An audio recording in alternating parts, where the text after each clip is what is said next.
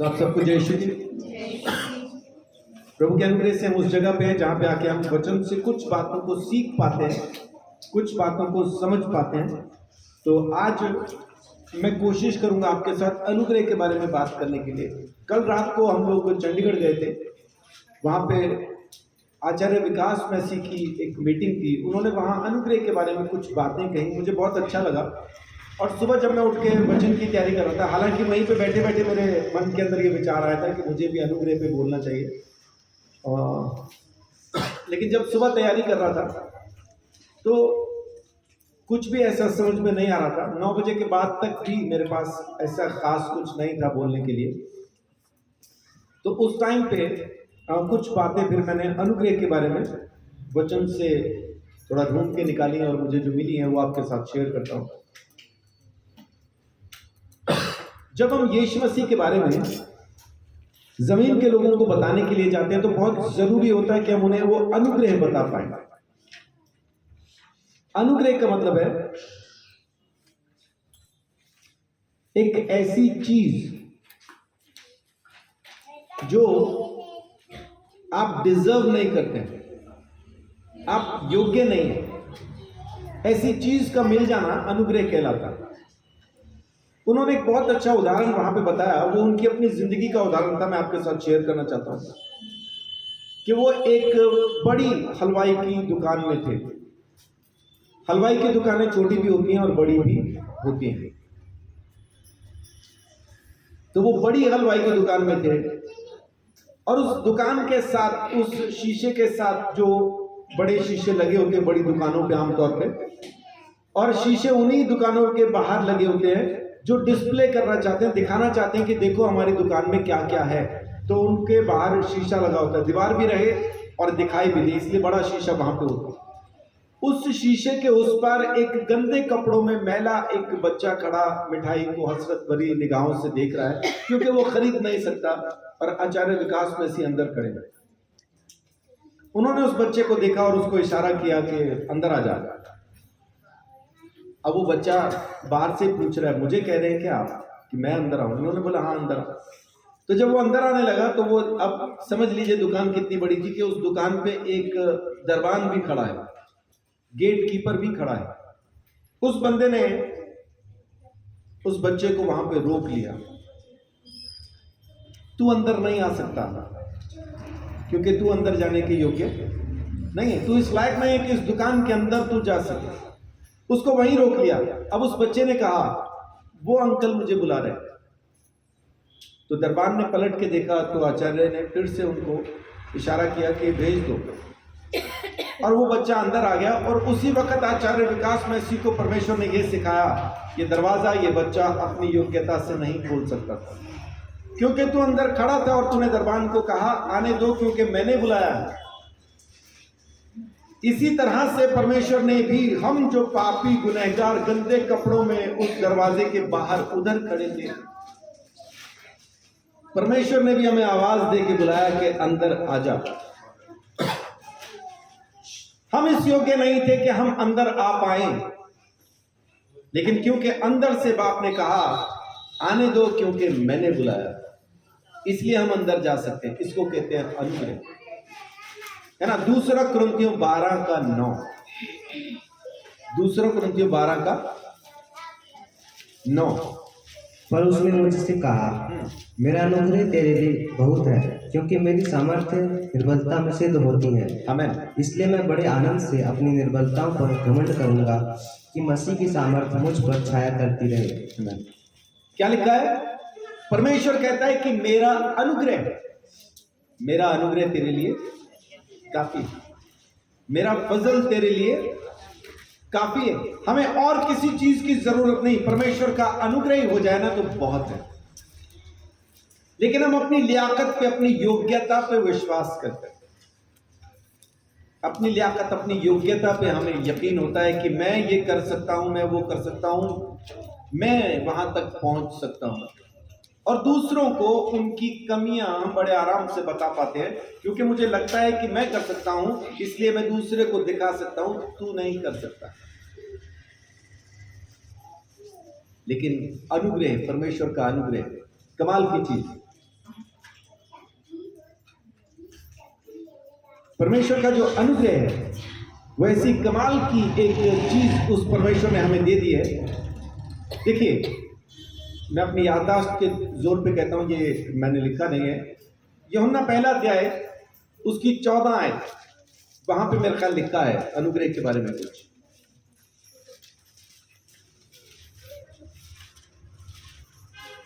और वचन देहधारी हुआ और अनुग्रह और सच्चाई से परिपूर्ण होकर हमारे बीच में डेरा किया। अनुग्रह और सच्चाई से परिपूर्ण होके उसने हमारे बीच में डेरा किया। आमीन। आगे। और हमने उसकी ऐसी महिमा देखी जैसे पिता के इकलौते की महिमा। आगे बढ़िए। यूहन्ना ने उसके विषय में गवाही दी और पुकार कर कहा, यह वही है जिसका मैंने वर्णन किया कि जो मेरे बाद आ रहा है वह मुझसे बढ़कर है, क्योंकि वह मुझसे पहले था। जी, अब यहाँ पे वचन क्या कह रहा है कि वचन देहधारी हुआ और उसका अनुग्रह हमने देखा जो कि वर्णन के बाहर। व्यवस्था किसके द्वारा आई? मूसा के द्वारा। और अनुग्रह किसके द्वारा आया? प्रभु यीशु मसीह के द्वारा।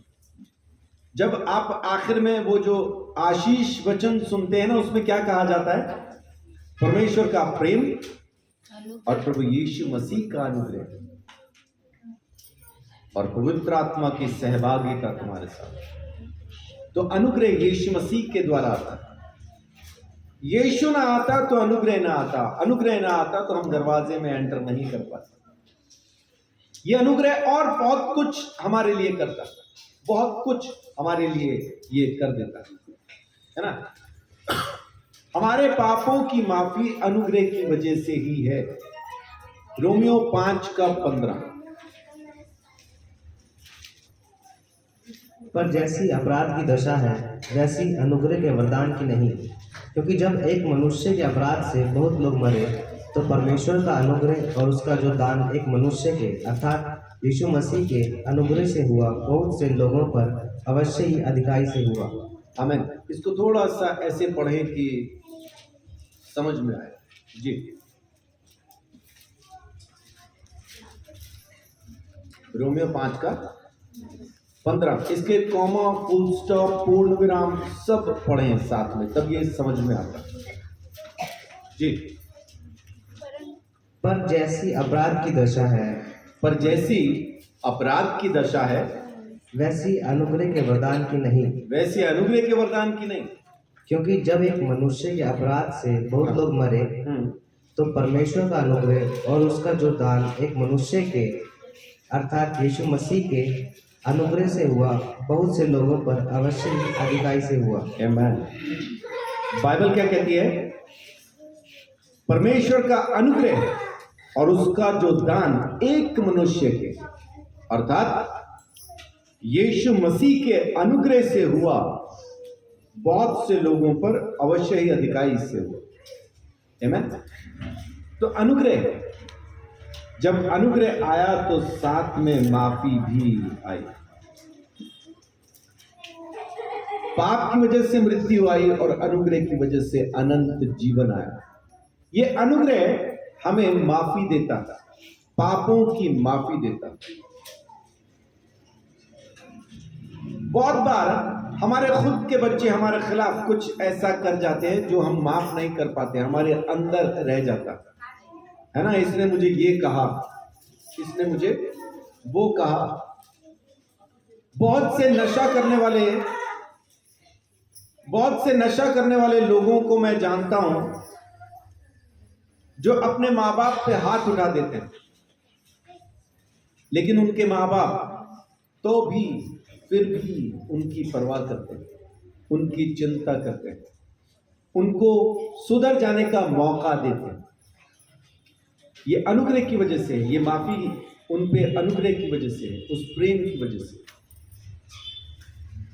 परमेश्वर भी, हम जब उसके सामने कैसा भी कोई पाप दिखाते हैं, घमंड दिखाते हैं या कुछ भी उसके सामने जब हम दिखाते हैं, परमेश्वर चाहे तो एक सेकंड के अंदर हमें खत्म कर सकता है, लेकिन फिर भी हमसे प्रेम करके हमें बचा के रखना चाहता है, क्योंकि वो हम पे अनुग्रह कर चुका है। उसका अनुग्रह हम पे हो चुका है इस वजह से वो हमें संभाल के बचा के रखना चाहता है। ये माफी हमें अनुग्रह से मिली है, इस माफी के लायक हम नहीं है। हम दूसरों को बताना शुरू कर देते हैं, दूसरों की कमियां दिखाना शुरू कर देते हैं। वो भी तो कर रहा है, वो भी तो कर रही है, उसको क्यों नहीं कहते, हमें क्यों समझा रहे हो, वो नहीं दिखाई देता क्या? सबको सब दिखाई देता है, लेकिन मैं तुझे दिखाना चाहता हूं। तू खुद को देख, लेकिन वो मुझे सामने से दूसरों को दिखाता। वो क्या बोलते हैं, तू मुझे ना देख, तू इसको देख, तू उसको देख, तू और किसी को देख। परमेश्वर का धन्यवाद कि वो सब कुछ जानने बूझने के बावजूद हमें नाश नहीं कर देता, हमें अपने अनुग्रह से बचा लेता है। ये माफी हमें अनुग्रह से मिली है, ये हमने कमाई नहीं है, इसमें हमारी लियाकत कुछ भी नहीं है। 17 भी पढ़िए साथ में। क्योंकि जब एक मनुष्य के अपराध के कारण मृत्यु ने एक ही के द्वारा राज्य किया। क्या लिखा है? क्योंकि जब एक मनुष्य के अपराध के कारण मृत्यु ने उस एक ही के द्वारा राज्य किया। मौत जो संसार के ऊपर राज कर रही है, कितने लोगों की वजह से है ऐसा? कितने वजहों ने पाप किया, कितने जनों ने पाप किया, कितना सारा पाप किया कि मौत आ गई। कितने लोगों ने किया? एक नहीं किया। नाम क्या था उसका? आदम। ये कितने आराम से हम स्वीकार करने के लिए तैयार हैं कि एक आदम ने जो पाप किया उसकी वजह से मृत्यु सब लोगों पे राज करती। लेकिन यही संदेश जब हम लोगों तक पहुंचाते हैं कि एक ने पाप किया इसकी वजह से मृत्यु राज करती है, तो एक और है जिसने आज्ञा मानी उसकी वजह से धार्मिकता राज करती है, ये मानने को कोई तैयार नहीं। वहां पे हम क्या कहते हैं? नहीं, यहां पे तो मेरे कर्म काम आए। यहां हम अपने कर्मों को डालना चाहते हैं। मैं पापी हूं आदम की वजह से मानना आसान है, मैं धर्मी हूं यीशु की वजह से ये मानना मुश्किल। यहां पे क्या है कि मैं धर्मी हूं मेरे कामों की वजह से, मैंने कमाई की है, मैं दूसरों से अच्छा हूं। और फिर अपने आप को सही साबित करने के लिए हम सामने वाले पे इल्जाम लगाते हैं, तू खराब है, तेरी वजह से मेरी जिंदगी खराब है। आमतौर पे ये इल्जाम मैंने पत्नियों को पति पे लगाते देखा। तेरे साथ शादी न होती तो सब ठीक था, पता नहीं वो कौन सा दिन था जब तू मेरी जिंदगी में आया, तू ना आता तो सब अच्छा था। और ईमानदारी से पूछो उस कहने वाले से कि जब तक ये नहीं आया था ना, उस दिन तक इसी की तलाश थी, आएगा कब, मिलेगा कब। लेकिन ऐसा क्यों करता है इंसान? ताकि अपनी बुराई को, अपनी गलती को छुपा सके, सामने वाले को उसी की गलती के अंदर उसी का दोष दिखा के खुद को वो पवित्र साबित करने की कोशिश करता है। लेकिन असल में ऐसा होता नहीं। बाइबल कहती है कि जमीन पे सब पापी, एक भी धर्मी नहीं। मैं पापी हूं ये मानने के लिए बड़ा आसान है कि आदम ने पाप किया इस वजह से मैं भी पापी हूं। लेकिन ये मानना कि यीशु मसीह ने आज्ञा मानी इस वजह से मैं धर्मी हूं, यहां पे दिक्कत होती है। यहां पे हम अपने कर्मों को डालना चाहते हैं। जी पढ़िए 17 को आगे। तो जो लोग अनुग्रह और धर्म रूपी वरदान बहुतायत से पाते हैं, वे एक मनुष्य के अर्थात यीशु मसीह के द्वारा अवश्य ही अनंत जीवन में राज्य करेंगे। आमीन। बाइबल क्या कहती है कि अगर एक मनुष्य के द्वारा मृत्यु राज कर रही है तो दूसरा एक मनुष्य और है, प्रभु यीशु मसीह, जिसकी वजह से तुम अनंत जीवन में राज करो। आमीन, हालेलुया। तो अनुग्रह हमें वो धार्मिकता देता है जिसकी वजह से हम अनंत जीवन में प्रवेश करते हैं। बगैर उस धार्मिकता के कोई भी अनंत जीवन में प्रवेश नहीं कर सकता। और ये धार्मिकता यीशु मसीह के अनुग्रह के बगैर मिल नहीं सकती, मिल नहीं सकती। आप कितना ही बाहर से अच्छे दिखाई दें, कितना ही आप भले दिखाई दें, लेकिन कामों से, बातों से वो जलन, वो नफरत, वो चीजें प्रकट हो जाती हैं। कितना ही छुपा लो, है ना, कितना ही छुपा लो, वो दिख जाता है। आज आकांक्षा ने जो वचन पढ़ा उसके अंदर वही था। दो रंगी बातें करते हैं अपने पड़ोसियों से, दो रंगी बातें करते हैं, उनको अपने होंठों पे, अपनी जबान पे यकीन है, कहते हैं कि परमेश्वर कौन है। क्यों? क्योंकि उनका कहना है मैंने जो कहा है वही सच है, बाकी तो सब खराब है। मेरी सुनो, मैं जो कह रहा हूं वही सच है। मेरे हिसाब से दुनिया का चरित्र देखो, तुम अपने हिसाब से नहीं देख सकते। जैसा मैं दिखाऊं वैसा देखो। अपने तरीके से हम देखना शुरू करें तो पूंछ पे पैर आ जाता है ना, फिर तकलीफ होती है। परमेश्वर का वचन कहता है तू खुद को देख, ये आईना, ये वचन तेरे लिए है। तू अपने आप को जांच, दूसरा खुद को जांचेगा।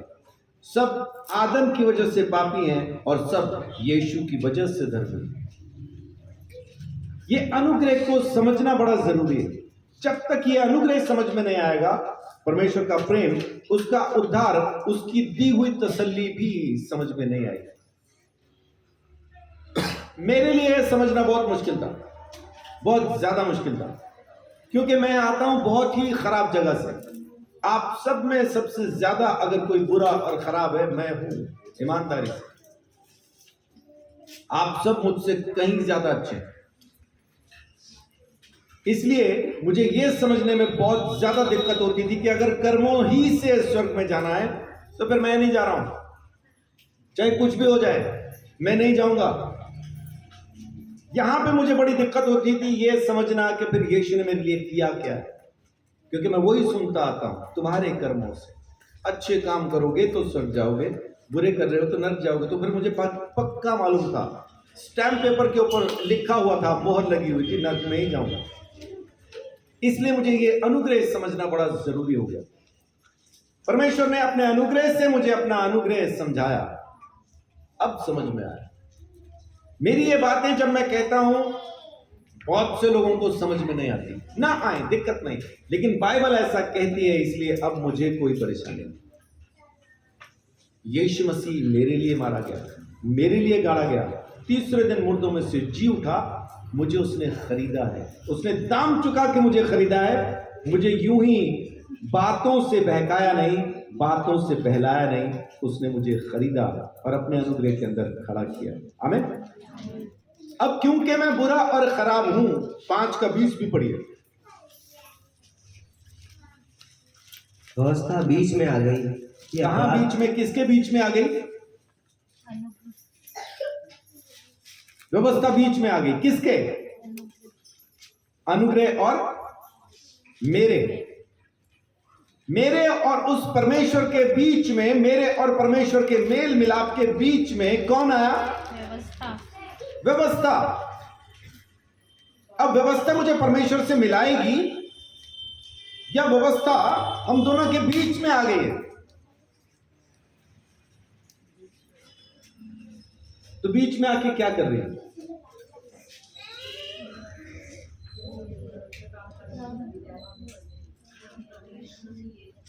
व्यवस्था बीच में आके मुझे क्या कहती है? व्यवस्था मुझे बीच में आके कहती है श्रापित है वो जो व्यवस्था की बातों को नहीं मानता, धन्य है वो जो इसको मानेगा। व्यवस्था मुझे परमेश्वर के पास नहीं ले जा रही है, व्यवस्था मुझे परमेश्वर से दूर कर रही है। क्यों? कैसे दूर कर रही है? क्योंकि व्यवस्था की वजह से मुझ पर विश्वास हो गया। अब आप एक बात बताएं, जब इंसान अपने ही कर्मों से स्वर्ग में या अपने ही कर्मों से नरक में जाएगा, तो इस इंसान का खुदा कौन है? ये इंसान अपना खुदा खुद है, क्योंकि अपने कर्मों से ये जाने वाला है या अपने कर्मों से रह जाने वाला। व्यवस्था बीच में आ गई, परमेश्वर और मनुष्य के बीच में व्यवस्था आ गई। आदम और परमेश्वर साथ साथ में रहते थे। आदम जो चाहता था खा सकता था,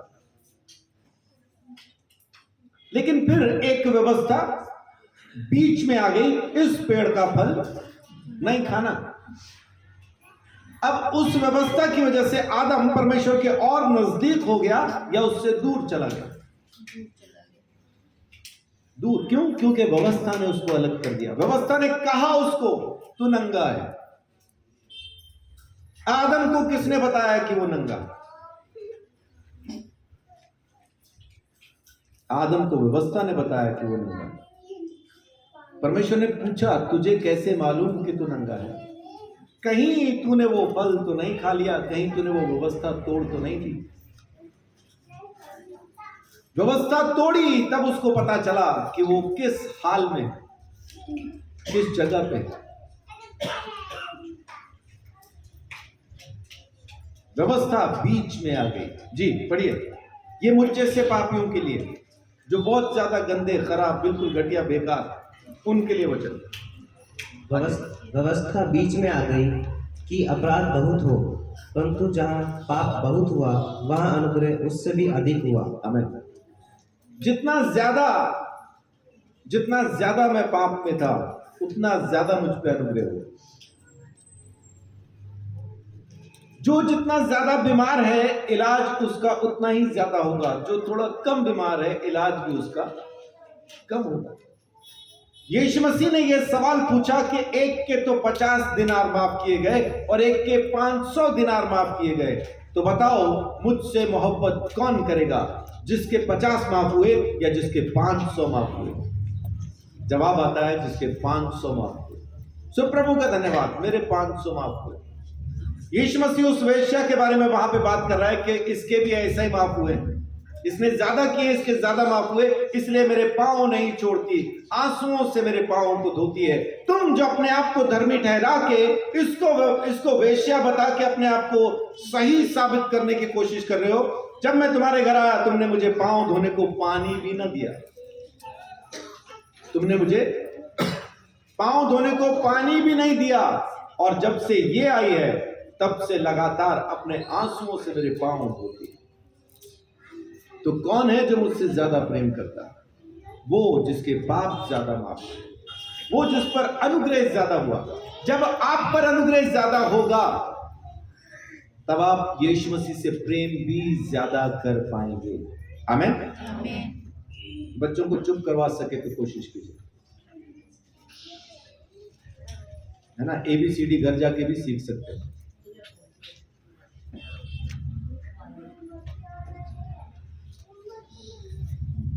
अनुग्रह ज्यादा होता है तो प्रेम भी ज्यादा होता है।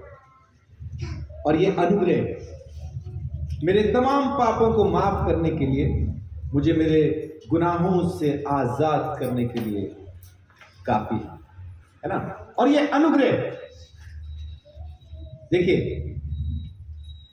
पहले मुझ पे कौन राज करता था? पहले कौन राज कर रहा था मुझ पे? पाप। और पाप को पाप किसने बताया? व्यवस्था ने। पाप का बल कौन है? व्यवस्था। व्यवस्था बताती है तू व्यभिचारी, तेरी सजा मौत है, व्यवस्था बताती है। 21 पढ़िए। कि जैसा पाप ने मृत्यु फैलाते हुए राज्य किया, वैसे ही हमारे प्रभु यीशु मसीह के द्वारा अनुग्रह भी अनंत जीवन के लिए धर्मी ठहराते हुए राज्य करे। आमीन। जैसा पाप ने राज्य किया, हमें मौत दे दी, ऐसा ही आज की तारीख में अनुग्रह राज्य करता है और हमें अनंत जीवन देता है। आमीन। किसका बाप है जो ये अनंत जीवन मुझसे छीन पाए? 3600 बार मुझ पे इल्जाम लगा दो, क्या फर्क पड़ता है? मेरे यीशु ने जब मुझ पे अनुग्रह किया है तो उस अनुग्रह को कौन अलग कर सकता है? मुझे सिक्किम में बुलाया गया ताकि मुझे मारा जा सके। मुझे वहां जाके आत्मा में पता चला कि मुझे मारने के लिए बुलाया। मुझे नहीं मालूम था कि मुझे किस लिए बुलाया। मैंने सोचा वचन सुनने के लिए बुलाया। लेकिन जब मुझे वहां बुला लिया, मुझे टैक्सी में बैठा लिया और लेके जब जाने लगे, तब आत्मा ने मुझे बताया तुझे मारने के लिए ले जा रहा। तब मैं आगे ही बैठा था ड्राइवर के साथ, मैंने अगली सीट पे था मैं, और मैं पलटा और मैंने पलट के सीधा आंखों में आंखें डाल के उनको कहा मुझे मारने ले जा रहे हो। तो एकदम से थोड़ा सा चौंक गए और फिर बोले तुझे कैसे पता? मैंने बोला वो बाप जो मुझसे मोहब्बत करता है उसने मुझे बताया। मैं डरा नहीं, मुझे डरना चाहिए था उस टाइम। वहां कोई नहीं था, पहाड़ी से फेंक दे किसी को पता भी नहीं मैं कहां हूं। सिक्किम की पहाड़ियां खतरनाक, जितनी सुंदर दिखती हैं उतनी ही भयंकर भी है। तब मैंने पलट के उनको आंखों में आंखें डाल के बोला मुझे मार तो तुम सकते हो, लेकिन तब जब तुम मेरे बाप को मुझसे जुदा करना। अगर तुम में हिम्मत है तो पहले मुझसे मेरे बाप को जुदा करो, फिर मुझे मार लेना। ड्राइवर के अंदर पता नहीं क्या हुआ, ये बात सुनते ही ड्राइवर ने गाड़ी तुरंत घुमा ली वापस। वो पीछे वाले पूछ रहे कहां जा रहे, बोल रहे सर को बस स्टैंड छोड़ूंगा, इनको कोई कुछ नहीं कहेगा। और वही लेके जा रहा था कहां पे मारना है, तो जगह वही लेके जाने वाला था जहां मारना है। मुझे बस स्टैंड पे उतारा, मैं बस स्टैंड पे उतरा और फिर दोबारा मैंने खिड़की के अंदर अपना ऐसा अंदर घुस के उनको फिर बोला मार पाए क्या? तुम हाथ भी नहीं लगा पाए। जब तक मेरा बाप मेरे साथ है तुम मेरा कुछ नहीं बिगाड़ सकते। ऐसे बहुत से आते बहुत से जाते हैं। उसका अनुग्रह जब तक आप पे राज्य करता है कोई आपको छू नहीं सकता। लिख के देता हूं, बहुत से लोगों ने आज तक भी सोचा होगा किसी तरह से इसको हटा दिया जाए तो सब ठीक हो जाएगा। कौन हटा पाएगा? जब बाप मेरे साथ है तो मेरा विरोधी कौन हो सकता है? बहुत से दलों ने कोशिश की। आज की तारीख में अंबाला के अंदर अगर किसी पास्टर से दूसरे लोगों को खास कोई दिक्कत है तो मेरा नाम उस लिस्ट में आता है, लेकिन आज तक किसी ने सामने आके विरोध नहीं किया। जब वो सामने आते हैं तो अच्छे से ही मिलते हैं। अरे संजीव जी आप यहाँ? हाँ जी यहाँ। कुछ करने का है क्या? कुछ नहीं, बैठिए चाय पी। वो जब आपके साथ है ना, अगर पाप ने मृत्यु के साथ राज्य किया है तो परमेश्वर का अनुग्रह अनंत जीवन के साथ आप पे राज्य करता है। आमीन। आज आप पाप के राज्य में नहीं है, बेशक हैं पर नहीं है। क्यों?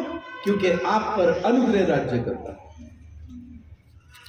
उस अनुग्रह को समझें, उस अनुग्रह को पहचानें। जिस रोज आपको यह अनुग्रह समझ में आ जाएगा ना, कोई पापी आपको पापी नजर नहीं आएगा, क्योंकि आपको उसके ऊपर यीशु मसीह का अनुग्रह दिखाई देगा। आप अगर उसको कुछ बोलेंगे भी तो सुधारने के लिए, समझाने के लिए बोलेंगे, उसकी समझ में आए ना आए। उसको बताना चाहेंगे कि ये चीज परमेश्वर की महिमा के खिलाफ है। अगर समझ में आ जाए तो, है ना, जो परमेश्वर को महिमा देना चाहेगा जरूर समझ पाएगा, नहीं देना चाहता तो उसका तो कर भी कुछ नहीं सकते। फिर ऐसे मनुष्य को पौलुस भी कहता है शैतान के हाथ में सौंप दिया जाए ताकि उसका आत्मा प्रभु यीशु मसीह के दिन में अनंत जीवन पाए, उद्धार पाए। हमें हाँ, तो फिर इसके अलावा और कोई चारा बाकी नहीं बचा। लेकिन उसका अनुग्रह ऐसा कमाल का है कि वो मनुष्य का आत्मा फिर भी उद्धार के लिए बचा लिया जाता है। उस परमेश्वर के इस अनुग्रह को समझिए, उस परमेश्वर के इस अनुग्रह को अपने अंदर बसा लीजिए, अपने अंदर ऐसा बैठा लीजिए कि फिर कोई भी परेशानी, कोई भी समस्या बाकी न रहे। आमीन। पढ़िए 6:14। तब तुम पर पाप की प्रभुता न होगी, क्योंकि तुम व्यवस्था के अधीन नहीं वरन अनुग्रह के अधीन हो। आमीन। अब पाप तुम्हारे ऊपर राज नहीं करता, पाप के अधीन नहीं हो। क्यों? क्योंकि अब तुम पाप की अधीनता में नहीं बल्कि अनुग्रह के अधीन होकर चलते हो। अब पाप राज नहीं करता, अनुग्रह करता है, उसे करने दीजिए। बहुत से लोग, जब मैं ऐसा कहता हूं ना, तो बहुत से लोग अपने मन के अंदर ये ख्याल करना शुरू कर देते हैं, तो फिर तो पाप करते रहे, कोई टेंशन नहीं। मैंने कब कहा ये? मैंने कब कहा? ये आपके अपने मन की सोच, आपके अपने मन का ख्याल हो सकता है, क्योंकि आप छोड़ना नहीं चाहते, इसलिए आपको लगता है कि पाप करने की आजादी दी जा रही है। वो नहीं बोल रहा हूं मैं, तो सिर्फ ये कह रहा हूं कि आप अनुग्रह से, आपके पापों के दंड से आजाद किए गए हैं। अनुग्रह को सम्मान देना शुरू कीजिए, अनुग्रह में जीना शुरू कीजिए, अनुग्रह में उठना बैठना शुरू कीजिए। यहां तक कि कुछ बीवियां पति को खाना भी दे रही होती है, तो मन से तो जहर ही दिया होता उन्होंने, है ना। सास को तो माने, सास तुझे फिरा दी अगली सांस, कैसे? सास ससुर, फिर पति का भी कमाल होता है इसमें, पति का भी कमाल है। वो माँ बाप जिसने उसको 25, 26, 27, 28, 29, 30, 35, 40 जितने भी साल में शादी हुई, तब तक जिन्होंने संभाल के रखा, इसके आते ही वो माँ बाप दुश्मन लगने लगते हैं। जैसे ये आई, पति माँ बाप के खिलाफ, यानी बेटा माँ बाप के खिलाफ हो जाता है ना। फिर वो कहना शुरू करता है, तुम लोगों की वजह से ये सब कुछ है। ओ भाई, उन लोगों की वजह से ही सब कुछ है। उन्होंने पाला पोसा। ईमानदारी से बताऊं, जब बच्चा पैदा होता है ना, वो कुछ नहीं कर सकता। इन माँ बाप ने, जिसको आज की तारीख में हम कहते हैं ना तुम गलत हो, इन्होंने चींटियों में ही फेंक दिया होता तो चींटियां ही ले जाती तोड़ तोड़ के।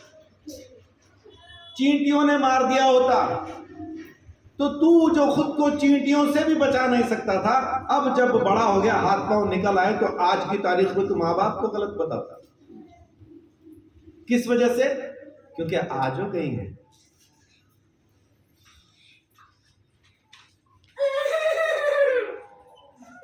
ना, क्योंकि आ गई है ना, अब आई हैं तो खुश रखना हमारा फर्ज है। ये नाराज हो गई तो चांद आधा ही निकलेगा, सूरज का पता नहीं निकले ना निकले। तो सूरज को निकालने के लिए इन्हें तो खुश रखना ही पड़ेगा। माँ बाप को कौन पूछता? वैसा नहीं, वैसा नहीं। चीजों को वैसा कीजिए जैसी वो हैं। जब आप अनुग्रह में आएंगे ना, तो खराब से खराब सास में भी मां दिखाई देगी, बेकार से बेकार ससुर में बाप दिखाई देगा, घटिया से घटिया बहू में बेटी दिखाई देगी। हर किसी के अंदर आपको अपना रिश्ता दिखाई देगा। क्यों? क्योंकि परमेश्वर का अनुग्रह होगा। आप उस अनुग्रह को देख पाएंगे, आपको लोगों की कमियां ना दिखेंगी, आपको फिर सिर्फ और सिर्फ लोग दिखेंगे। अगर उस परमेश्वर ने भी हमारे अंदर कमियां ही देखना शुरू कर दी होती, तो ईमानदारी से कहता हूं, आज की तारीख में ये तख्ता, ये जमीन के ऊपर एक भी इंसान बाकी ना होता। कभी के मर गए होते, यहाँ खाली जानवर ही जी रहे होते, क्योंकि जानवरों का परमेश्वर से कोई खास लेन देन नहीं है ना, वो तो पैदा होते और मरते हैं समय से।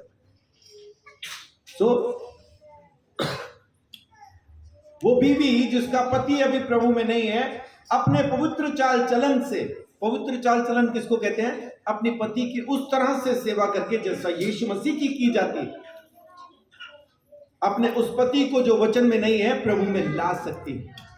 बहुत सी पत्नियों ने मन में सोच भी लिया होगा, वो नहीं आएंगे। क्यों नहीं आएंगे? क्योंकि तुम नहीं लाएंगे। तुम बदलोगे तो वो बदलेगा, उसके बदलने का इंतजार ना करो कि वो बदलेगा तो हम बदलेंगे। वैसा नहीं होता। वो क्यों बदलेगा? जब आप में उसे यीशु दिखाई देगा तब वो बदलेगा, उससे पहले नहीं बदलता। तो अपने ऊपर अनुग्रह को राज्य करने दीजिए। जब आप पे पाप राज्य करता था, पाप साफ दिखाई देता था, नहीं दिखता था क्या? झगड़ा, चुगली, जलन सब दिखाई देता था। जबान की जगह पे कैंची लगी थी। मेरी छोटी बेटी अविशा, उसकी जबान बोलता हूं, जबान की जगह पे कैंचू लगी थी। और दे कतर कतर कतर कतर कतर कतर, हर चीज को काट के कतर के रख देती। कोई रिश्ता रिश्ता न था, सिवाय बकवास के कुछ नहीं, वही था। लेकिन अब जब अनुग्रह के अंदर आ गए हो तो अनुग्रह दिखना चाहिए आपके उठने में, बैठने में, सोचने में, बोलने में, हर जगह पे दिखना चाहिए। नहीं दिख रहा, दिक्कत नहीं, आज से दिखा सकते, अब से दिखा सकते। बहुत समय नहीं लगता अनुग्रह में आने के लिए। हाँ, ना आना चाहे तो सदियां बीत जाती हैं, इंसान मर जाते हैं, अनुग्रह में नहीं आते हैं। लेकिन अनुग्रह को, जैसा पाप आप पे राज्य करता था वैसा अनुग्रह को राज्य करने दीजिए, वैसा अनुग्रह को राज्य करने दीजिए। जहां पे बात खत्म हो सकती है, एक फिल्म देखी थी मैंने बहुत पुरानी, शायद राजमहल नाम था उसका या कुछ ऐसा, बहुत सारे हीरो थे, मल्टी स्टार मूवी थी, उसमें कमला हसन भी था। तो जब वो लड़ता था तो एक ही बात बोलता था, लड़ने से पहले एक ही चीज कहता था, बात अगर यहीं खत्म हो जाती तो और बात, लेकिन यहां नहीं हुई इसलिए अब लड़ूंगा। तो जो अनुग्रह के अंदर रहता है ना, उसको मालूम है कि बात कहां पे आके खत्म हो सकती है। उसके बाद भी अगर बात को खींचा जाए तो सब चीजें खत्म होती हैं, खराब होती हैं, फिर बाकी कुछ नहीं बचता। तो अनुग्रह के अंदर रहना, उसमें जीना सीखे, क्योंकि अब आप पे अनुग्रह राज करता है। और उस अनुग्रह ने आपको आजाद कर दिया, है ना। रोमियो 6:14 जो भी हमने पढ़ा, तब तुम पर पाप की प्रभुता न होगी, क्योंकि तुम व्यवस्था के अधीन नहीं वरन अनुग्रह के अधीन हो। तो पाप की अधीनता से अनुग्रह ने हमें आजाद कर दिया। अब हम पाप की व्यवस्था के अधीन नहीं है। व्यवस्था अब मुझे पापी नहीं ठहराती, बल्कि परमेश्वर का अनुग्रह मुझे अनंत जीवन देता और परमेश्वर की संतान होने का अधिकार देता। यह अनुग्रह है उस परमेश्वर का। और खास बात क्या है, 15वीं पढ़ दीजिए।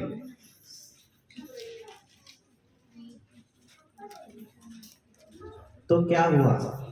क्या हम इसलिए पाप करें कि व्यवस्था के अधीन नहीं वरन अनुग्रह के अधीन है? कदापि नहीं जी। तो अब हम जब पाप से आजाद हो गए, अनुग्रह के अधीन है, तो अनुग्रह की बातें करना शुरू कीजिए। फिर पाप कहां रह गया? फिर पाप बाकी नहीं ना, पाप तो खत्म हुआ। जैसे आपके घर में आटा है, चावल है,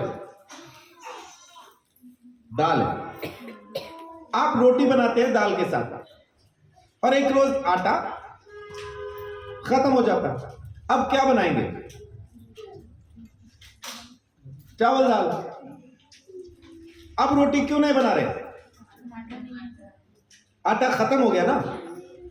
बनाना चाहें तो बना पाएंगे क्या? तो भी बनाना चाहें तो भी नहीं बना सकते, क्योंकि अब आटा है ही नहीं।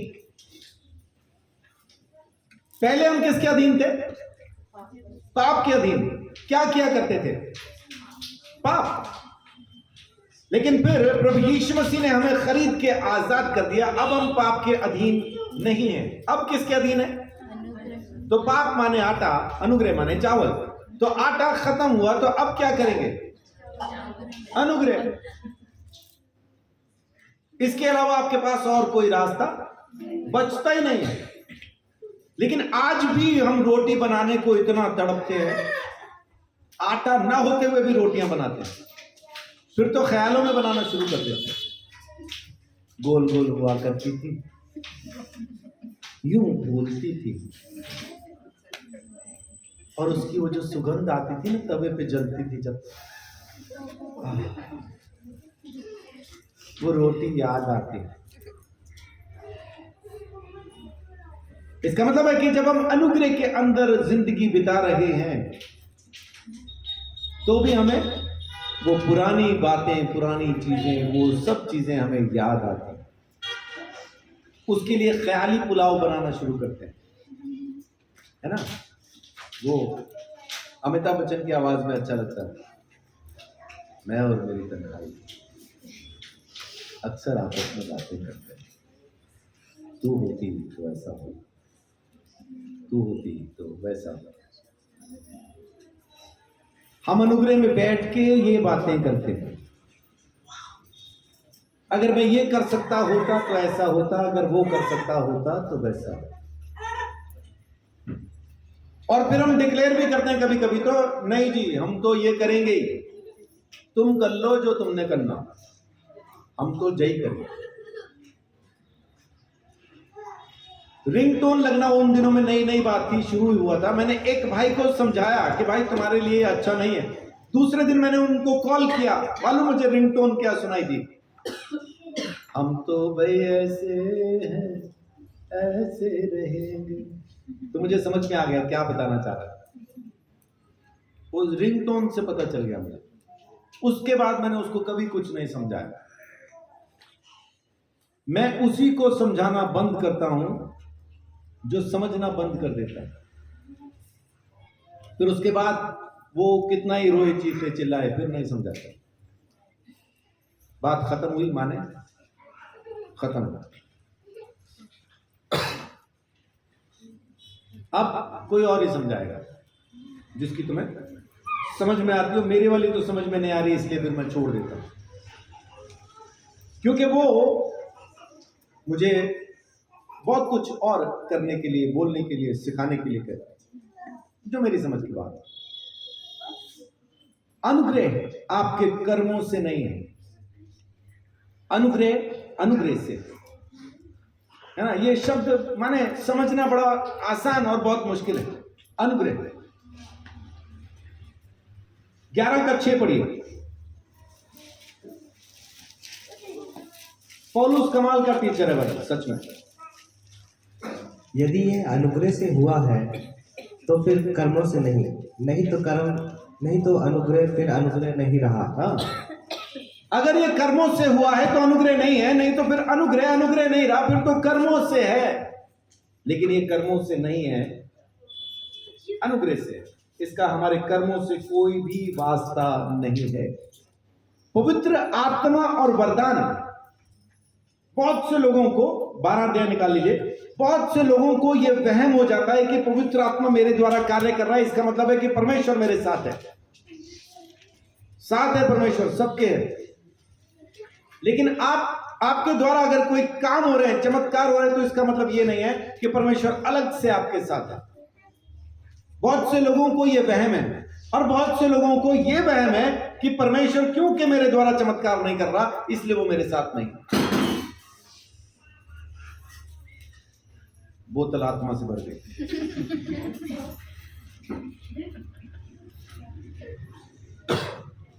अपने आप गिर गई।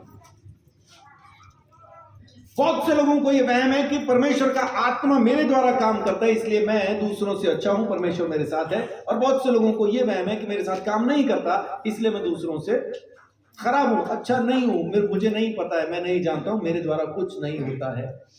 ये दोनों ही गलत है।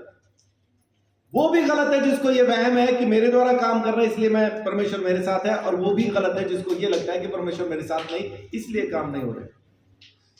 परमेश्वर आपके साथ है, और ये चमत्कार, ये सब चीजें अनुग्रह से होनी है। आमीन। परमेश्वर का आत्मा आपको अनुग्रह से दिया गया है, मुझे अनुग्रह से दिया गया है। हमने उसके लायक कुछ भी ऐसा कमाई नहीं की कि पवित्र आत्मा मुझ में आके वास करे। अन्य भाषा नहीं बोलेंगे तो पवित्र आत्मा नहीं है, ऐसा बहुत सी टीचिंग्स में मैंने सुना। हम में से कितने लोग हैं जो अन्य भाषा बोलते हैं? हाथ खड़ा करके बताइए ना, इसमें शर्माने की क्या बात है। और कितने लोग हैं जो अन्य भाषा नहीं बोलते हैं? अन्य भाषा नहीं बोलते तो इसका मतलब पवित्र आत्मा नहीं है। पर मैंने सुना टीचिंग में अन्य भाषा बोलेंगे तभी पवित्र आत्मा है। और मालूम, दिल्ली के अंदर एक स्कूल है, दिल्ली में एक स्कूल है जो आपको अन्य भाषा बोलना सिखाता है। आप वहां जाओ, एडमिशन लो, और वहां पे अन्य भाषा बोलना सीखो। हाँ जी, प्रेमनगर में भी है। अरे वाह, हमको मालूम ना था। कौन है? पवित्र आत्मा के बारे में तो हम भी कहते हैं कौन?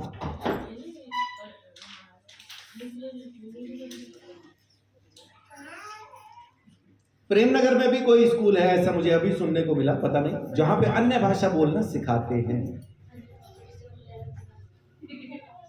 अन्य भाषा जरूरी नहीं कि अन्य भाषा बोलने वाला परमेश्वर का संदेश ही दे रहा हो।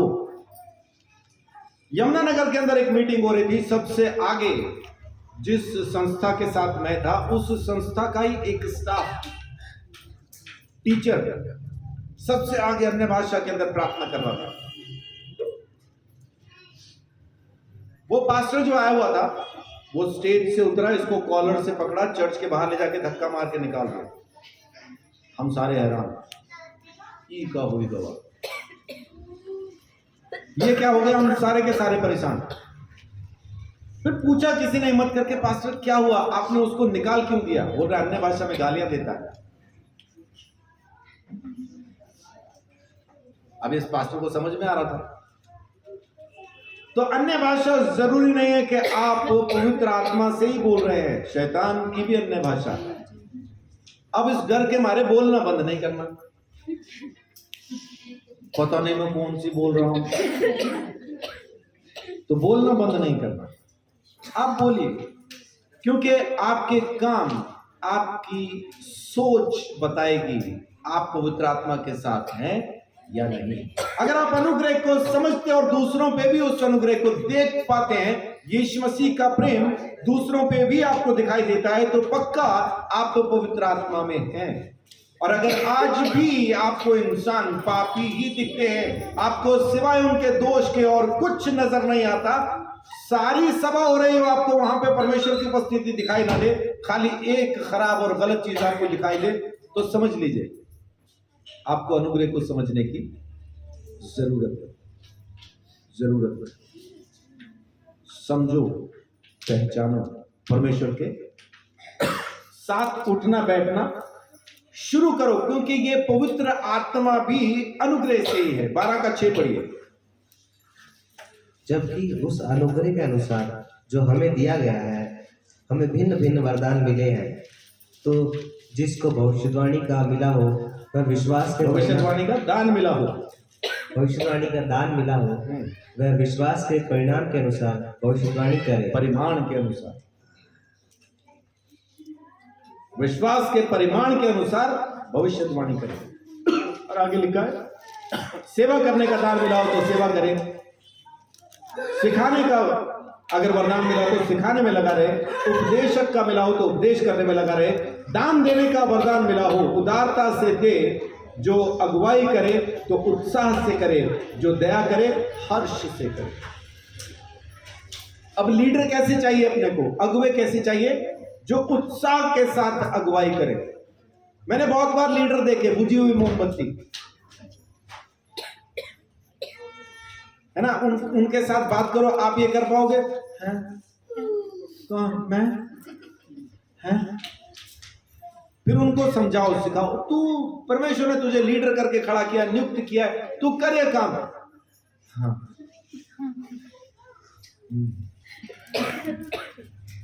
तो ठीक है, करते हैं अगले साल।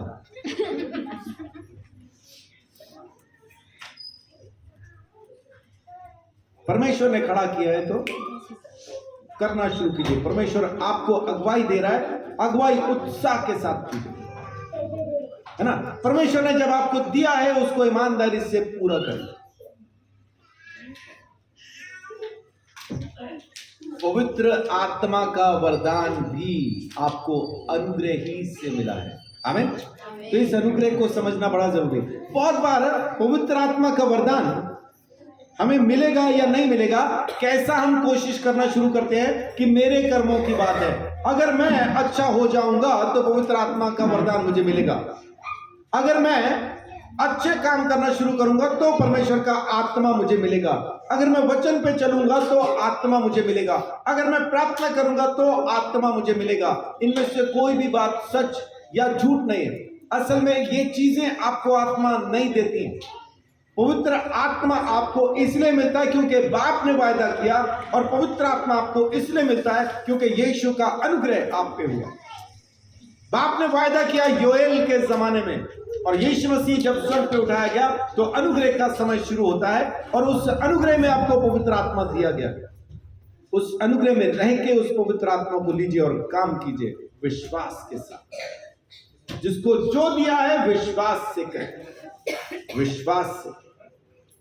जब आप विश्वास से वो काम करना शुरू करते हैं तो चीजें होने लगती हैं, चीजें होने लगती हैं। जैसा मैंने शुरू में कहा कि कॉमिक्स के जैसा ये फैंटेसी नहीं है। फैंटेसी बोले तो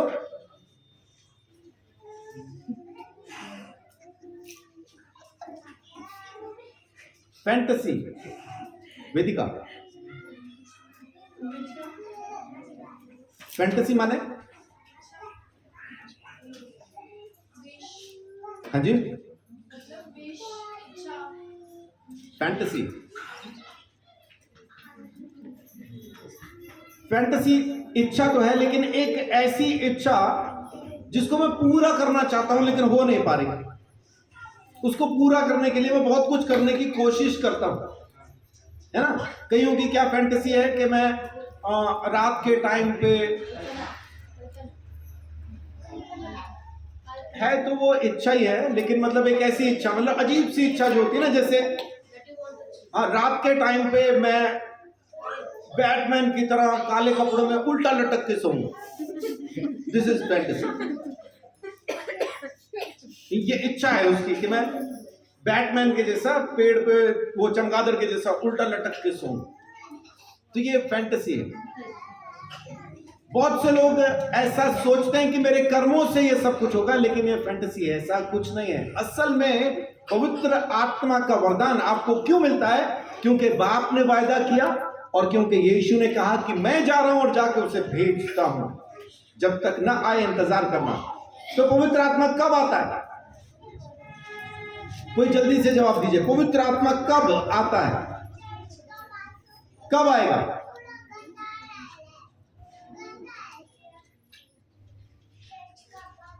ये सन्नाटा बताता है कि पवित्र आत्मा आ चुका है। हमें पवित्र आत्मा कब आता है? आ चुका। कब आया था? जब प्रेरित उसका इंतजार कर रहे थे। यीशु मसीह को गए 10 दिन हो गए थे, और पेंटिकॉस्ट का दिन जिस दिन आया, पवित्र आत्मा आ गया। उसके बाद कहीं मुझे दिखाएं कि पवित्र आत्मा वापस चला गया। वापस नहीं गया ना, आ गया, तुम्हारे साथ हमेशा रहेगा, यीशु ने वायदा किया। तो पवित्र आत्मा आ चुका है, जमीन पे हमारे साथ रहता। काम किसके साथ मिलकर करेगा? जो विश्वास से उसको स्वीकार कर लेता, जो उसको अपना लेता है विश्वास के साथ, उस अनुग्रह को जो समझ जाता है, उसके साथ रह के वो काम करेगा। अगर हमारे कर्मों ही से ये तमाम चीजें होनी थी तो फिर यीशु मसीह को मरने की जरूरत क्या थी? गलातियों 2:21 पढ़िए।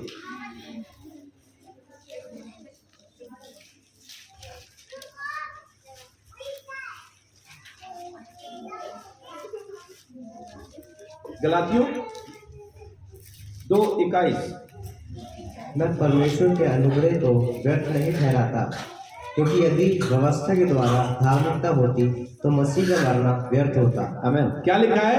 कि मैं परमेश्वर के अनुग्रह को व्यर्थ नहीं ठहराता,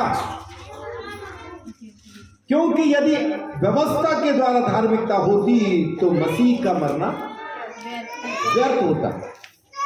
अपने अपने बच्चों को संभालने की कोशिश कीजिए। अगर व्यवस्था से ही धार्मिकता होती तो फिर यीशु का मरना व्यर्थ था, बेकार था। तो व्यवस्था के मुताबिक धार्मिकता नहीं है, धार्मिकता अनुग्रह से। धार्मिकता अनुग्रह से, हमारे कर्मों से नहीं है, अनुग्रह से है। अगर हम अपने कर्मों ही से अपने आप को सही साबित करने की कोशिश कर रहे हैं तो फिर गलातियों 5:4 कहता है कि फिर हम मसीह से अलग हो गए हैं, मसीह से अलग हो गए हैं और अनुग्रह से गिर गए। गलातियों 5:4 कहता है कि अगर हम अपने आप को व्यवस्था के द्वारा धर्मी ठहराना चाहते हैं तो यीशु से अलग हो चुके और अनुग्रह से गिर चुके। तो अनुग्रह से गिरने की जरूरत नहीं, अपने कर्मों पे यकीन करने की जरूरत नहीं। ये कॉमिक्स के जैसा फैंटेसी नहीं है, कॉमिक्स के जैसा एक फिक्शन नहीं है। फिक्शन होती है एक काल्पनिक कहानी, है ना, माने जो हो नहीं सकता वो वैसा दिखाना, जैसा आमतौर पे साउथ की मूवीज में होता है ना। सामने दो डाकू जा रहे हैं, इधर रजनीकांत है, उसने रिवॉल्वर चेक की, उसमें एक ही गोली, तो रजनीकांत ने निशाना लिया, एक ही गोली चलाई। डाकू दो हैं। गोली चलाने के बाद फिर रजनीकांत ने उसी के पीछे चाकू भी फेंका। अभी क्या हुआ, चाकू ने जाके गोली को बीच में से काट दिया, गोली के दो हो गए, और वो आधी गोली इसको लगी, आधी गोली, दोनों मर गए, है ना। ये ऐसी सोच, ये ऐसी सोच नहीं है। बाइबल में जो लिखा है वो सच लिखा है, बाइबल में सच लिखा है। ये दो लोगों ने बड़ा कमाल किया है, एक तो साउथ में तो किया है रजनीकांत ने, और अपने इस तरफ मिथुन दास है, मिथुन चक्रवर्ती, जो ना कर जाए काफी है ना, वो कमाल का है, कुछ भी कर सकता है, कुछ भी। लेकिन बाइबल में ऐसा कोई फिक्शन, कोई कहानी, कोई काल्पनिक वस्तु नहीं लिखी। मैं आपको आज ईमानदारी से बताना चाहता हूं, गौर से मेरी इस बात को सुनिए। अगर समझ में आ जाती है तो आज से, अभी से, इसी वक्त से आपकी जिंदगी पूरी 360 डिग्री बदल जाएगी। परमेश्वर के अनुग्रह पे विश्वास करना शुरू कीजिए। बाइबल में जो लिखा है वो सच लिखा है, इस बात पे यकीन कीजिए और उसके अनुग्रह को वैसा समझिए जैसा है। वो अनुग्रह आप पे राज करता है, उस अनुग्रह के राज्य में आप जी रहे हैं। अनंत जीवन आपको अनुग्रह की वजह से मिला, धार्मिकता आपको अनुग्रह की वजह से मिली, पवित्रता आपको अनुग्रह की वजह से मिली, माफी आपको अनुग्रह की वजह से मिली, आपको परमेश्वर के राज्य में एंट्री अनुग्रह की वजह से मिली। सब कुछ आपको यीशु के अनुग्रह की वजह से मिला। आपकी अपनी लियाकत, अपनी काबिलियत कुछ भी नहीं। उस अनुग्रह पे विश्वास कीजिए और वो अनुग्रह आपके अंदर से दिखना चाहिए, क्योंकि मुझ में जो होगा वही बाहर आएगा। मुझ में जलन है तो जलन बाहर आएगी, गुस्सा है तो गुस्सा बाहर आएगा, नफरत है तो नफरत बाहर आएगी, घमंड है तो घमंड बाहर आएगा। अनुग्रह जब मुझ में होगा तब मुझ में से अनुग्रह बाहर आएगा। आज अगर अनुग्रह दिखाई नहीं दे रहा है तो आज से शुरू कीजिए, कोई दिक्कत नहीं, अभी भी कुछ नहीं बिगड़ा। दुल्लियां बेरा था, कुछ नहीं बिगड़ा, चक्को तो हो गए, खा लो।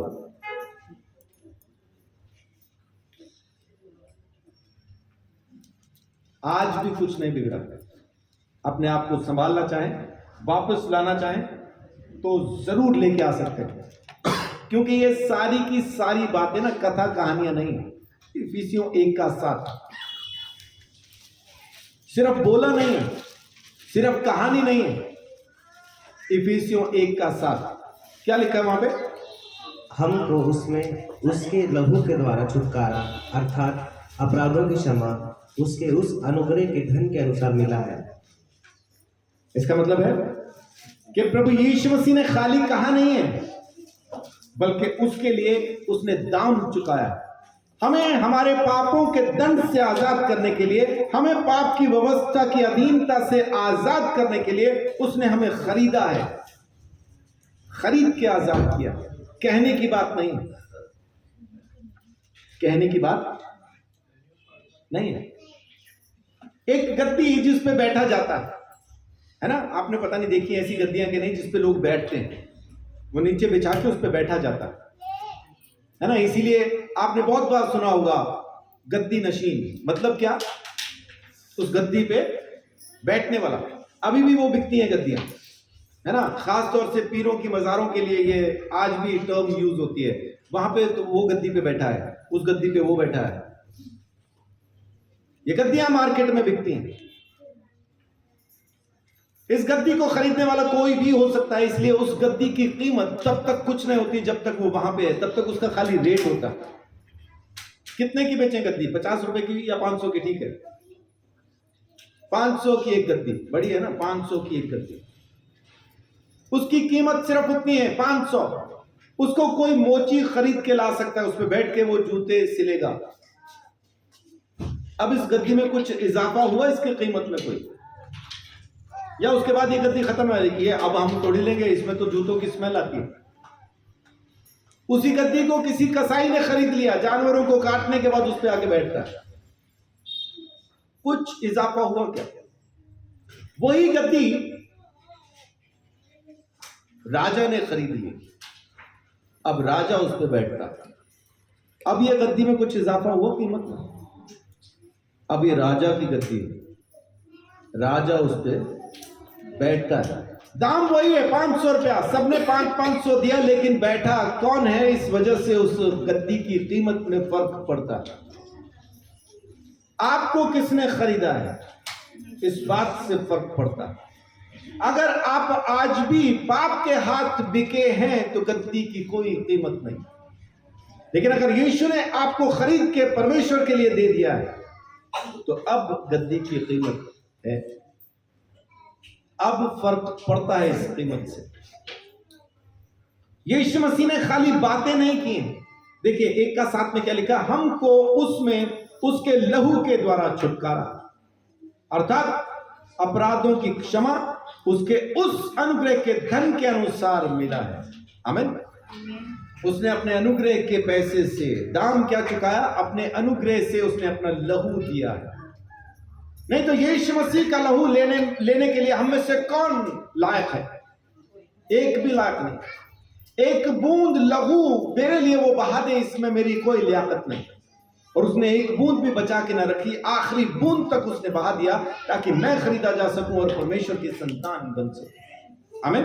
प्रकाशित वाक्य 5:9 में लिखा है कि उसने हर कुल, हर जाति, हर भाषा, हर लोग में से अपने लहू से लोगों को परमेश्वर के लिए मोल खरीदा। तो आप जब परमेश्वर के लिए खरीदे गए तो आज की तारीख में आप परमेश्वर की प्रॉपर्टी हैं। मैं, बोलिए मैं परमेश्वर की प्रॉपर्टी हूं। यीशु ने मुझे अपने लहू से परमेश्वर के लिए दाम चुका के मोल खरीदा। आमीन। तो अब मेरे खिलाफ चाहे दुनिया आ जाए, अब मेरे खिलाफ चाहे पूरी कायनात आ जाए, अब मेरा बाल भी बांका नहीं कर सकता। आमीन। कारण मैं परमेश्वर की प्रॉपर्टी हूं, मैं परमेश्वर की प्रॉपर्टी हूं, मैं परमेश्वर का हूं। यीशु ने अपने लहू से मुझे खरीदा है, मैं जो कह दूंगा वो हो जाएगा। आमीन। इसीलिए मैं गलत नहीं कहता, क्योंकि मैं जानता हूं, इस बात पे मैं विश्वास करता हूं कि जो मैं कह दूंगा वो हो जाएगा, जो कह दूंगा सो हो जाएगा। मेरे अब इस वक्त कहने से हो, अभी तुरंत हो जाएगा, वो कुछ समय में हो जाए, लेकिन हो जाएगा, क्योंकि मैंने कह दिया। मेरी कही बात को कोई टाल नहीं सकता। कारण सिर्फ इतना है कि मैं परमेश्वर की संतान, इसमें कोई घमंड नहीं है। अनुग्रह है, उसकी रहमत है, उसकी दया है। उसने अपने लहू से मुझे खरीद के परमेश्वर की संतान होने का मौका दिया। अनुग्रह है, माने और बहुत कुछ था अनुग्रह के बारे में, बहुत कुछ था, लेकिन सब कुछ मैं कह पाऊं इतना समय आज भी नहीं था, लेकिन फिर भी मैंने बहुत कह दिया ताकि आप अनुग्रह को समझ पाएं कि आखिर अनुग्रह है क्या, आप उसको पहचान पाएं, आप उसमें आ पाएं। परमेश्वर का वो अनुग्रह आपके अंदर से बहना चाहिए। अगर आप यीशु मसीह को लोगों तक पहुंचाना चाहते हैं तो ईमानदारी से आज मैं आपको बताऊं, अगर आप परमेश्वर का अनुग्रह लोगों तक पहुंचा देंगे, आप यीशु मसीह को लोगों तक पहुंचा देंगे, क्योंकि अनुग्रह आता ही यीशु मसीह के द्वारा। सिवाय यीशु मसीह के और किसी के द्वारा अनुग्रह आया ही नहीं कभी, और ना ही कभी आएगा। सबने व्यवस्था की तरफ हमारा मुंह मोड़ा है, तुम करोगे तो होगा, तुम्हारे करने से होना है। सिर्फ यीशु है जिसने कहा मैंने कर दिया, यकीन करके तेरे लिए हो चुका है। आमीन। आमीन। अभी कितने लोग ऐसा हम में हैं जो ये विश्वास कर पा रहे हैं कि यीशु के अनुग्रह से मैं सब कुछ कर सकता हूं? आमीन। फिलिपियों 4:13 किसी को याद है क्या? अच्छे से बोलो, अच्छे से बोलो अभिषेक। आमीन। जो मुझे सामर्थ देता है उसमें, किसमें? यीशु में, यीशु के अनुग्रह में मैं सब कुछ कर सकता हूं। आमीन। इस संसार में कुछ कुछ होता है, लेकिन यीशु में सब कुछ होता है। ऐसी कोई चीज नहीं जो पूरी न हो। आमीन। सब कुछ होता है। तो सब कुछ करने के लिए तैयार रहें। क्यों? क्योंकि आप यीशु में हैं, आप उसके अनुग्रह में हैं, है ना? सब कुछ कर सकते हैं।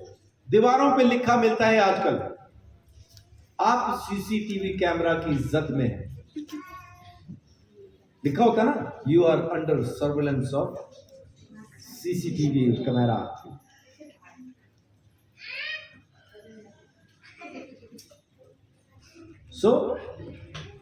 आज मैं आपको कहता हूं, आप परमेश्वर के अनुग्रह की, उसके फजल की जद में हैं।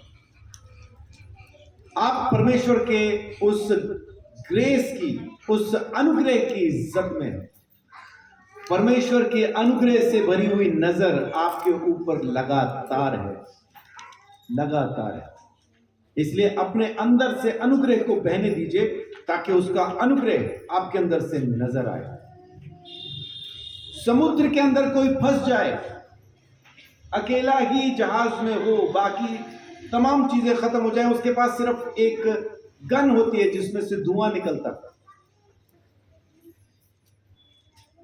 कैसे ढूंढा जाएगा उसको पूरे समुद्र में कि वो कहां है?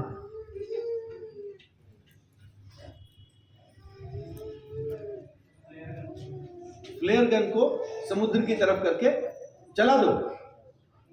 अच्छा, ऊपर की तरफ।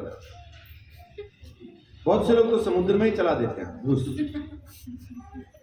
धुआं निकलने की जगह पे एक आवाज आती है। फ्लेयर गन को ऊपर की तरफ को चलाएं, ताकि आपका धुआं, आप कहां हैं, दूर तक दिखाई दे। फिर वो हेलीकॉप्टर, वो शिप, जो कोई भी आपको ढूंढ रहा है, वो उस धुएं को देख के आपको ढूंढ लेगा। लेकिन अगर आपने चलाया ही उल्टा है तो क्या होगा? कोई आपको ढूंढ नहीं पाएगा। तो मरेगा कौन? मरेगा वही जिसने समुद्र की तरफ को उसको चलाया है। तो अपने अनुग्रह को अगर आप ऊपर की तरफ को चलाते और दुनिया देख के उस अनुग्रह को समझ पाती है, तो आप परमेश्वर की तरफ से नियुक्त किए गए हैं। और जो समुद्र में ही चला रहे हैं, हम तो यहीं चलाएंगे, हम नहीं दिखा रहे, तो मरेगा कौन? बसेगा कौन? वही जो नीचे को चला। तो आप में जो है वो दिखाएं, आप में जो है दिखाएं, नहीं तो आप में जो है वो दिख जाएगा। इससे पहले कि आप में जो है वो दिख जाए, अनुग्रह दिखाएं, अनुग्रह दिखाएं। शुरू में आपको हो सकता है कि खाली एक्टिंग ही करनी पड़े अनुग्रह दिखाने की, लेकिन जब आप इसको करना शुरू करेंगे, एक्टिंग के साथ इसकी प्रैक्टिस करना शुरू करेंगे, तो असल अनुग्रह दिखना शुरू हो जाएगा। आमीन। आपको इसकी आदत हो जाएगी, आप फिर ये स्वभाव से करना शुरू करेंगे। इसलिए यीशु मसीह कहता है, पौलुस भी कहता है कि मेरे जैसी चाल चलो। कौन किसी के दूसरे के जैसी चाल चल सकता? बहुत से लोग हैं जो संजय दत्त की तरह से चलना चाहते हैं, लेकिन चल पाते हैं क्या? नहीं चल पाते। कौवा चला हंस की चाल, अपनी भी भूल गया। लेकिन यीशु मसीह कहता है मेरी सी चाल चलो। इसका मतलब है यीशु मसीह की चाल इतनी आसान, इतनी सरल, इतनी सहज है कि आप चल सकते हैं। पौलुस कहता है मेरी सी चाल चलो। तो आप आज से उस अनुग्रह की चाल चलना शुरू कीजिए जो परमेश्वर ने आप पर, मुझ पर, हम सब पर यीशु मसीह के द्वारा किया। आमीन। और जब आप उस अनुग्रह की चाल चलना शुरू करेंगे तो दूसरों को भी अपने पीछे ला पाएंगे। आमेन। सो परमेश्वर आपको बहुत आशीष, बड़ी बरकत दे अपने अनुग्रह के अंदर संभाल के